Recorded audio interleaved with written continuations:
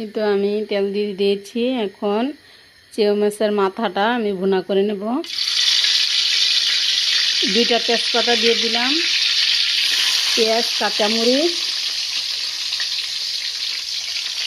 গোটা জিরে দিয়ে দিলাম, আস্ত জিরে,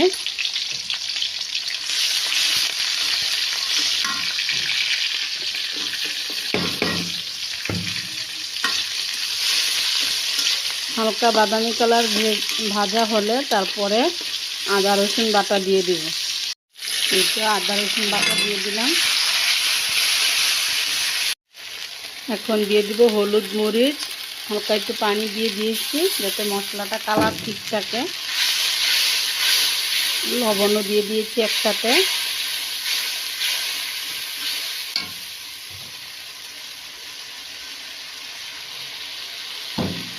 এইটা এখন দিয়ে দিব চেউ মাছের মাথা বাটা।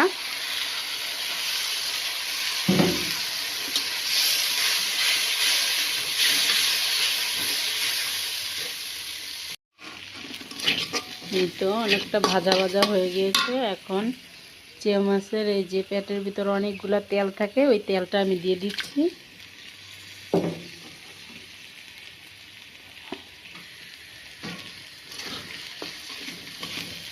এই তেলটা এটার সাথে দিলে অনেক মজা হয়। এই খাবারটা জানি না কে কে খেয়েছেন, তবে এটা রান্না করে খেয়ে দেখতে পারেন, কতটা টেস্ট খাওয়ার পরে বুঝতে পারবেন। হালকা একটু জিরার গুঁড়ো দিয়ে দিলাম। তেলটা দেখেছেন গলে গিয়েছে, একটুও নাই, পুরো গলে গেছে। হালকা একটু ধনিয়া পাতা দিয়ে দেবো। এই খাবারটা হলে ভাত খাওয়ার জন্য আর কিচ্ছু লাগবে না, এটাই যথেষ্ট। আমি ছোটোবেলা আমার ফুফাতো বোনের বাসায় গিয়ে প্রথম এই খাবারটা খেয়েছি।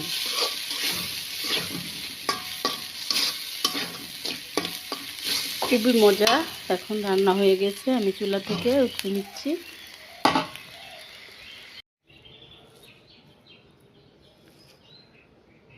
বিসমিল্লাহ।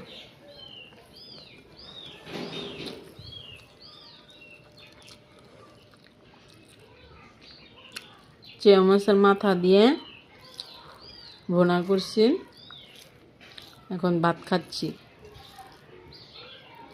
অনেক মজা হয়েছে।